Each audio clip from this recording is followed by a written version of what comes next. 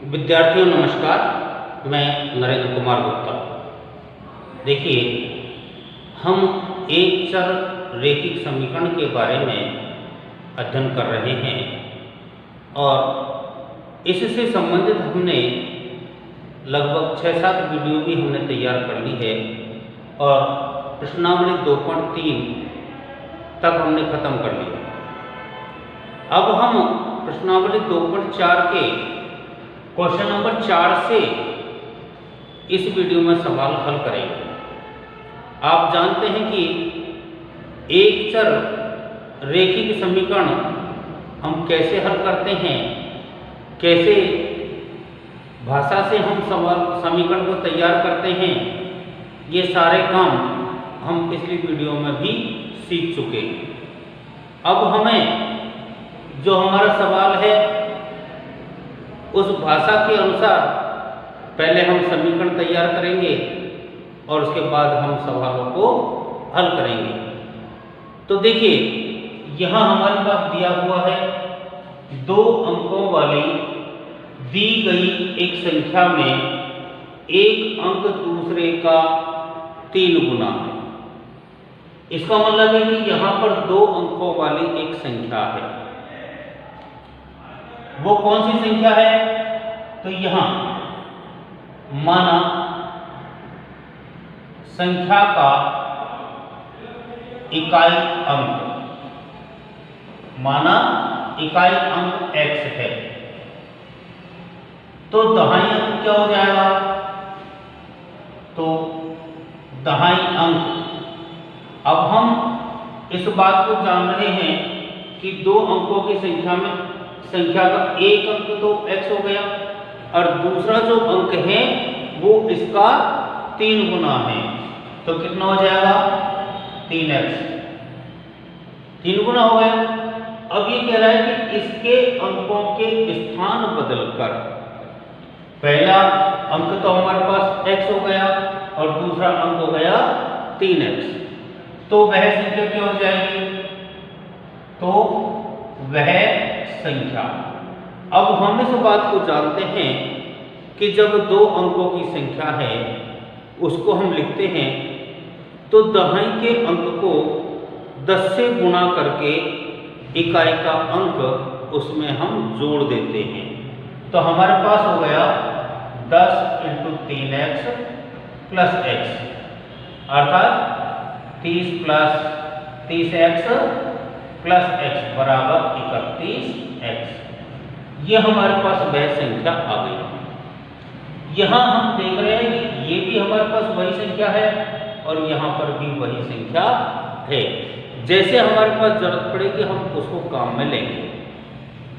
आगे देखिएगा, ये कह रहा है इसके अंकों के स्थान बदलकर, तो अंकों के स्थान बदलने पर प्राप्त संख्या कौन सी हो जाएगी? अब यहां हम देख रहे हैं कि जो 3x है उसके स्थान पर x ले लेंगे, तो 10 को x से गुणा करेंगे और 3x को जोड़ेंगे। कितनी हो जाएगी? 10x + 3x बराबर 13x। क्या कहता है ये?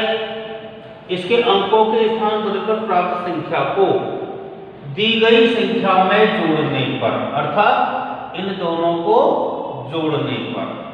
तो यहां प्रश्नानुसार देखिएगा, हम दोनों को जोड़ देते हैं। 31x + 13x बराबर, जोड़ने पर कितना प्राप्त होता है? 88 प्राप्त होता है।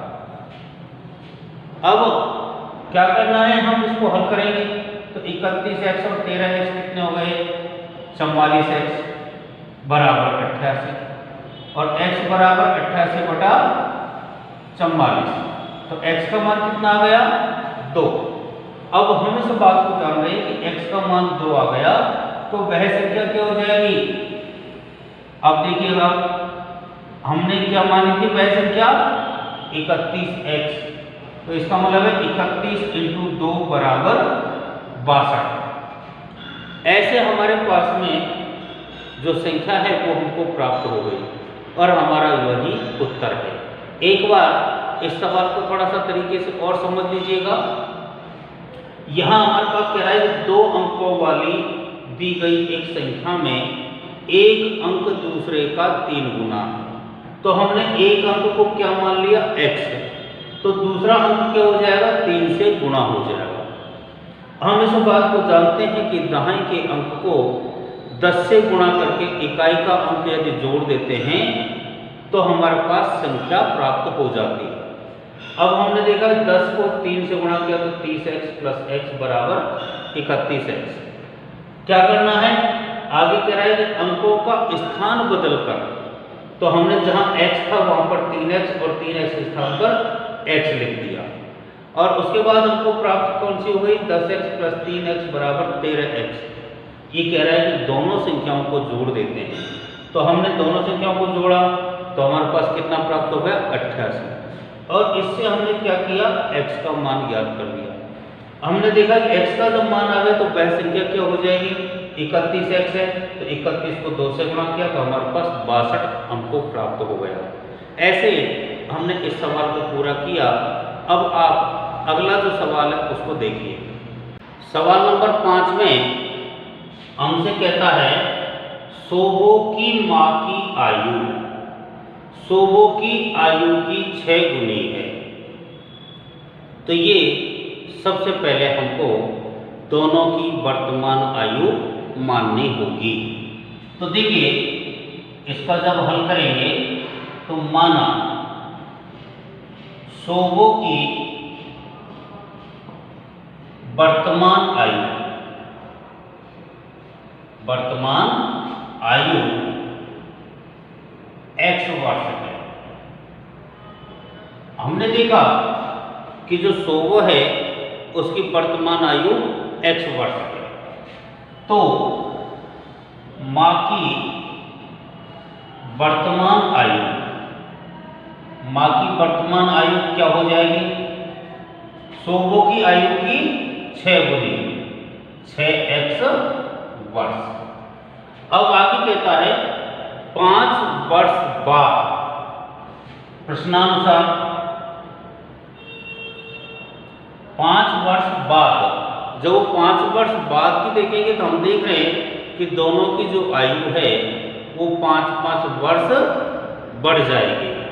तो यहाँ हम कह रहे हैं ये सवाल के अनुसार से कि x में 5 जोड़िए, 5 वर्ष बाद सोबो की आयु उसकी माँ की वर्तमान आयु, अब माँ की वर्तमान आयु कितनी है, 6 वर्ष। तो इसका मतलब है कि ये वर्तमान आयु की 1/3 हो जाएगी, अर्थात इसको हम 1/3 से गुणा करेंगे। तो अब देखिए अब हमारे पास में ये चीजें आ गई, हमने 3 से इसको काट दिया, 6 को कितनी बार, 2 बार, तो हमारे पास हो गया x प्लस 5 बराबर 2x।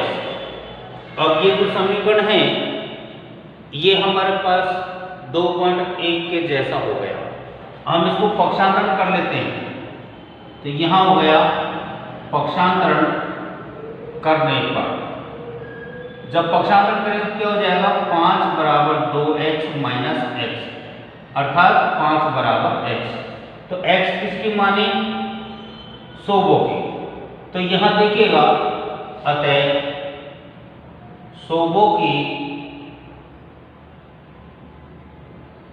वर्तमान आयु कितनी हो जाएगी, सोबो की वर्तमान आयु हमने देखा कि x का मान कितना आ गया, 5, तो सोबो की वर्तमान आयु हो गया हमारे पास 5 वर्ष और माता की वर्तमान आयु, ये हम इस बात को जान रहे हैं कि ये 6 से गुणा करना है, तो 6 × 5 बराबर 30 वर्ष। एक बार थोड़ा सा और अच्छी तरह समझ लीजिएगा, सोबो की माँ की आयु, सोबो की आयु की 6 गुनी है। तो जब भी हम मान मानते हैं तो वर्तमान को हम मानते हैं। माना सोबो की वर्तमान आयु x वर्ष है तो उसकी माता की वर्तमान आयु कितनी हो जाएगी, उसको 6 से गुणा करना। 5 वर्ष बाद, तो हम देख रहे हैं प्रश्नानुसार, अगर हम सोबो की आयु में 5 जोड़ देते हैं तो उसकी माता की जो वर्तमान आयु है उसकी 1/3 हो जाती है। तो हमने माता की वर्तमान आयु को 1/3 से गुणा किया, तो 3 से 3 काट दिया 2 बार, और हमने देखा x + 5 बराबर 2x हमको प्राप्त हो गया। पक्षांतर करने पर हमारे पास x का मान 5 आ गया। हमने देखा कि x हमने सोबो की वर्तमान आयु मानी है, तो सोबो की वर्तमान आयु कितनी आ गई, 5 वर्ष, और जो माता की आयु है वो सोबो की आयु की 6 गुना है, तो हमने 5 को 6 से गुणा कर दिया, कितना प्राप्त हो गया, 30 वर्ष, और ऐसे हमारा ये उत्तर हमको प्राप्त हो गया। आपने देखा कि हमारे जो सवाल है वो बहुत ही सरल तरीके से समझाए जाते हैं, इसलिए आप वीडियो को, आगे आने वाली वीडियो अच्छी तरह से देखें और समझें। अब हम अगली वीडियो में अपनी फिर मुलाकात करेंगे, तब तक आप सभी को धन्यवाद।